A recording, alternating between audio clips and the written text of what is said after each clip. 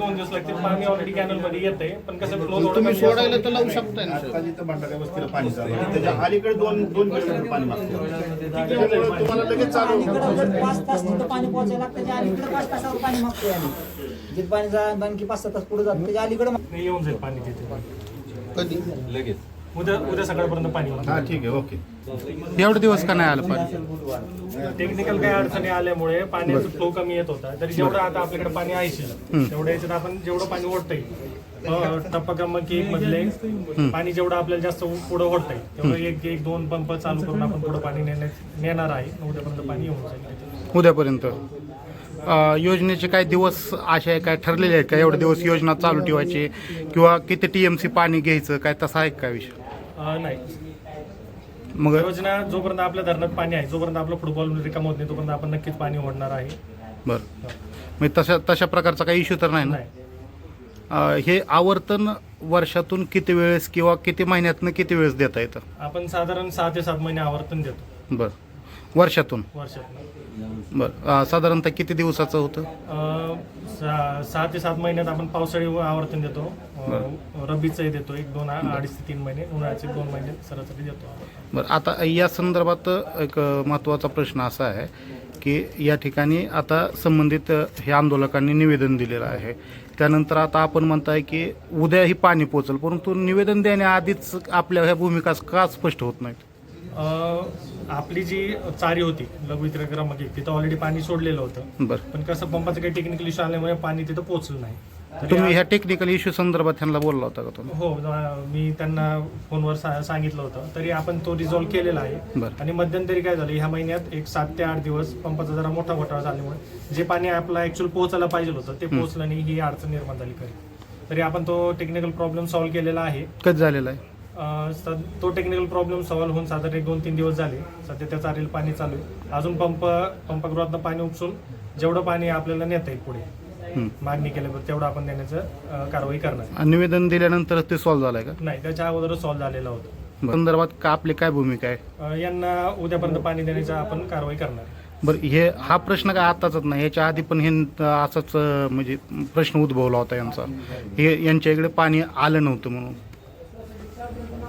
ही आता ज्या गावांचा या ठिकाणी उल्लेख केलेला आहे, पांडे असेल, हिसरे फिसरे किंवा इतर काय 5-7 गावं आहेत, त्यांना पाणी का मिळत नाही? मागच्या वेळेस नदीला पाणी सोडल्यामुळे धरण लवकर कमी झालं.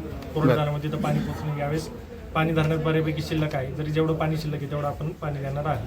काय राजकीय दबाव नाही, इथून पुढे तरी काय तसं काय प्रॉब्लेम येणार नाही का? परतच्या वेळेस बी काय असं आंदोलनच करावं लागेल? नाही ना भाऊ? खरं तर आता साहेबांनी त्यांच्या पद्धतीने उत्तर दिलेलं आहे की आम्हाला म्हणजे कोणताही राजकीय दबाव नाही किंवा पाण्यासंदर्भात काय टेक्निकल प्रॉब्लेम आले म्हणून का, म्हणजे ह्या उत्तराला समाधानी आहेत का तुम्ही? राजकीय दबाव नाही तर मग 7च गावाला का पाणी दिलं? तुमचं हे तर काय, तुम्हाला शेतकरी वैर आहे का तुमचा बाकी 17 गावांना? तुम्ही बाकी 17 गावांना का दिलं नाही? तुमच्यावर राजकीय दबाव नाही तर तुम्ही समान न्याय द्या ना सगळ्यांना. म्हणतो मी म्हणतो 2-2 दिवस जाऊ दे, 1-1 दिवस पाणी सोडा, पण सोडा ना तुम्ही तिथपर्यंत पाणी. आणि साहेब म्हणतायत की बाबा उद्यापर्यंत सोडू, तर चालेल, आम्हाला काय अडचण नाही. काय आम्हाला काय लगेच खाल्लं की म्हणजे तूप खाल्लं की रूप येत नसतं.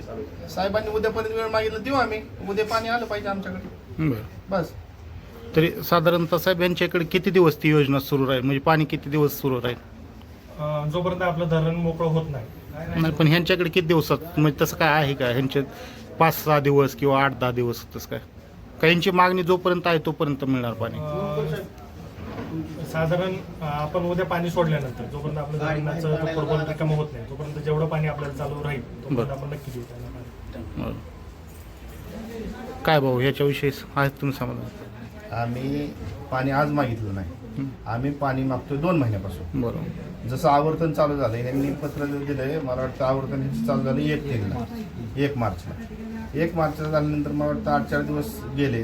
त्यानंतर मी राजगुरू साहेबांच्या कंपल्सरी 1 दिवस 2 दिवसाला त्यांचा फोन चालू आहे. साहेबांना सांगतोय सौंदे, शेलगाव, हिसरे, वरती अर्जुननगर, पांडे ह्या भागात पाणी सोडा, मशेवाडीला पाणी सोडा.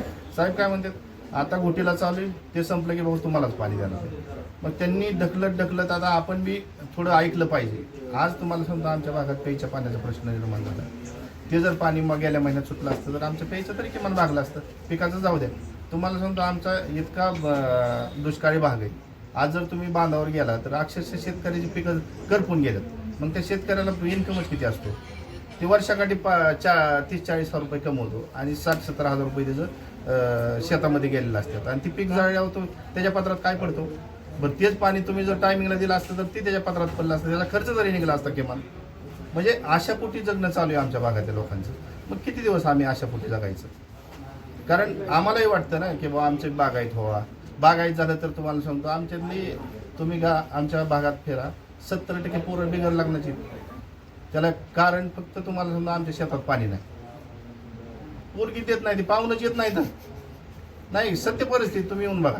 आणि त्यांनी तरी का द्यावा तुम्हाला? आमच्याकडे पाणी नाही, प्यायलाच पाणी नसतं, मग त्यांनी का पोरगी द्यायची आम्हाला? डोक्यावर हांडा घेऊन फिरायला तुम्हाला सांगतो इतकी बिकट अवस्था आहे. मग आपण जर आता अशाच पिढ्या जर बरबाद झाल्या, आता कुठलं तरी योजना आली राहू चालू झाली, त्याचं जर पाणी देऊन तुम्हाला सांगतो ती योजनेचं पाणी फिरलं तरी आमच्या पोरांची मी म्हणतो जाऊ दे मोर 70% 20% पोरांची लग्न होतील ना. 20-20 एकर जमिनीत राहू त्यांना. असं नाही की बाबा त्यांना 1 एकर आहे 2 एकर आहे म्हणून हे होत आहे. तर तुम्हाला मी जर प्रॉपर मला वाटतं पाणी सोडलं तर आमच्या भागात कुठंतरी तुम्हाला सांगतो सुपरण होईल. आणि आम्ही काही तुम्हाला सोडल्यापासून आम्हाला त्या म्हणत नाही. सगळ्या 24 गावांना न्याय द्या. 24 गावातनं भागून तुम्हाला इतर गावाला देणं झालं तरी द्या, कारण तालुक्यातलीच गाव आहे. आमचं काय म्हणणं नाही की बाबा त्यांना देऊ नका ह्यांना देऊ नका, पण तुम्ही दुजाभाव करू नका आणि सगळ्यांना चांगल्या समान प्रकारे पाणी द्या, एवढीच मागणी. सर आपण सुद्धा एक शेतकऱ्यांचं राजेराव रामबा शेतकरी प्रोड्युसर कंपनीच्या माध्यमातून शेतकऱ्यांना कुठंतरी फायदा होईल अशा प्रकारे प्रत्येक वेळेस आपली भूमिका असते. ह्या 6 ते 7 गावांच्या संदर्भात सुद्धा आपण या ठिकाणी आलेलं काय सांगा? योजना याच्यापूर्वी 19 ते 24 मध्ये ज्यावेळेस चालली संजय मामा शिंदे साहेब आमदार असताना, त्यावेळेस हा विभाग आणि आमदार कार्यालय याचं समन्वय म्हणून मी काम केलेले. तेव्हा मला योजनेतले बारकावे खाचखोचा सगळ्या माहिती आहे. जसं यांनी सांगितलं की तांत्रिक बिघाड हा होतच असतो. जसं आपला इलेक्ट्रिक पंप घरचा बंद पडतो तसा ह्या योजनेचा पंप बंद पडतो. एक नाही तर 10 पंप आहेत. एखाद्या पंपाचं बिघाड होणं, जळणं किंवा वादळ आलं, लाईट तुटणं, तारा तुटणं, ह्या गोष्टी होतात हे मान्य आहे. हा बिघाड 10% गृहीत धरला तर 90% योजना यशस्वीपणे चालते. त्यामुळे सगळ्या गावाचा जर विचार केला आपण 21 गावं या योजनेची 24 पैकी भिजतात आणि 90% जर सरासरी योजना सक्सेसपणे चालली तर किमान 18 ते 19 गावांना पाणी मिळायला पाहिजे. ही माफक अपेक्षा आहे.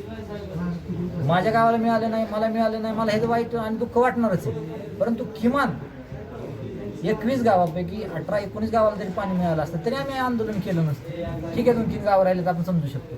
परंतु फक्त 7 गावांना पाणी मिळते आणि 17 गावं 24 पैकी वंचित राहत आहेत. हे कुठेतरी चुकीचं आहे. ज्या गावांना पाणी देते त्यांचीच आकडेवारी तुम्ही बघा. एका गावाचं किती वेळा नाव आलेलं आहे.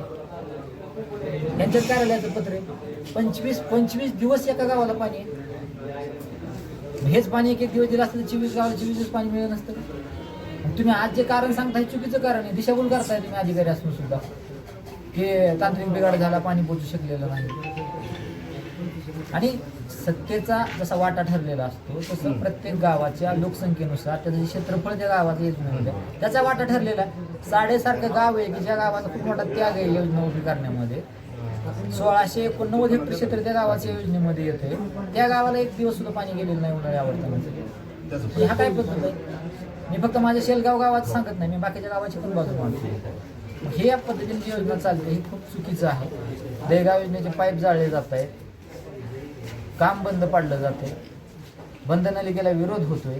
बरं ठीक आहे, ह्याच्यापेक्षा चांगले पर्याय आमदार साहेबाकडे असतील तर त्यांनी ते राबवावेत आणि 21 गावाला पाणी द्यावं. संपला विषय आमचा.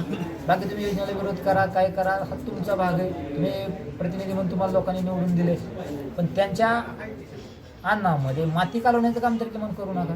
एवढी माफक शेतकरी म्हणून माझी अपेक्षा. शेतकऱ्यांच्या पिकांसंदर्भात कसं आता ऊन मोठ्या प्रमाणात तावत आहे. पिकांचं पाणी देणं गरजेचं आहे. कशा प्रकारे नुकसानीची काय म्हणजे कितपत होतंय? प्रचंड नुकसान आहे. देगावचा पट्टा हा पूर्णपणे केळी पट्टा आहे. आता मुख्य कॅनलच्या कडे तुम्ही जर गेलात तर, आणि लोकांनी मोठ्या अपेक्षेनं मुख्य कॅनलवरून 2-2, 3-3 किलोमीटर पाईपलाईन केल्यात. आणि केळीसारखं पीक केले. केळीचा एका एकराचा खर्च जर काढला तर लागवडीपासून हार्वेस्टिंग होईपर्यंत एका वर्षामध्ये पीक हार्वेस्ट होतं. 1 लाख रुपये एका एकराचा खर्च आहे. एका शेतकऱ्याचं 4-4, 5-5 एकर केळी म्हणजे 5-5 लाख रुपये त्याने खर्च केला. आणि हे मेन टायमाला म्हणजे आज पाणी दिलं तर दुसऱ्या रान सुकतंय. एवढी प्रचंड उष्णता आहे, 41च्या पुढे तापमान आहे आता. आणि मग अशा वेळेस जर पाणीच मिळालं नाही तर हे केळीसारखं पीक दम धरून नाही, ऊसासारखं पीक टिकून राहतं. उतार कमी पडेल, 50 टन जायचं तिथं 30 टन जाईल, पण केळी डायरेक्ट शून्यावर येते आणि केलेला खर्च मात्र लाखाच्या घरात राहणार आहे. पर्यायानं वाईट चित्र असेल की ह्या भागातले शेतकरी उद्या आत्महत्या करायला लागले. म्हणजे आज सदनता आली, बंगले आले, गाड्या आले, एका एकरामध्ये 5-5 लाखात उत्पन्न झालं, पण योजना चांगली चालली म्हणून झाली.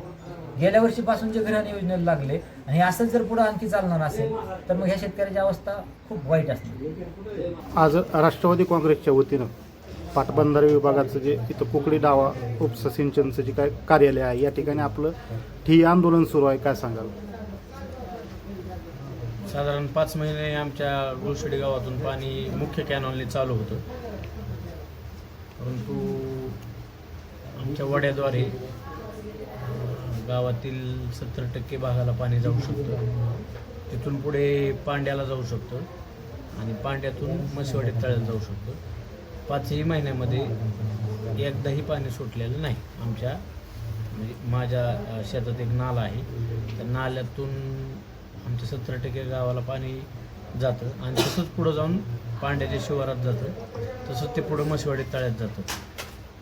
एकदाही पाणी आमच्या त्या वड्याला आलं नाही. त्यामुळे जवळजवळ 2 ते 3 गावं मसिवाडी, पांडे आणि गुळशेडीचा 70% भाग वंचित राहिला. आता अधिकाऱ्यांनी तर मग याच्याविषयी सांगितले काय ते तांत्रिक बिघाड झाल्यामुळे पाणी देता आलेलं नाही. तांत्रिक बिघाड आत्ता झाला, पण आपलं आवर्तन जवळपास डिसेंबरपासून चालू आहे. डिसेंबरपासून आत्तापर्यंत काय केलं हा प्रश्न आहे. माझ्या एकट्याचा नाही आहे, माझ्या गावातील जवळजवळ 70% शेतकरी वंचित राहिले. आणि पुढे जाऊन पांडे मसिवाडी तलावात पाणी नाही गेलं आणि मसिवाडीच्या तळ्यात पाणी गेल्यानंतर तेथील बॅकवॉटरचे शेतकरी अधिक खालचे शेतकरी असे एवढे शेतकरी माझ्या निदर्शनाला आलेली गोष्ट की माझ्या काळात कमीत कमी 1 महिना त्या चारीला पाणी सुटलेलं होतं. मसिवाडी तळ्यात 70% भरेपर्यंत पाणी सुटायचं. जाताना असणारे लाभार्थी शेतकरी यांना त्याचा लाभ होत होता. या आवर्तनामध्ये एकदाही पाणी सुटलं नाही 5 महिन्यामध्ये. आता अधिकाऱ्यांचं काय तुमच्याशी काय झालं का संभाषण? नाही, आज तर काही साहेब नाही तिथं.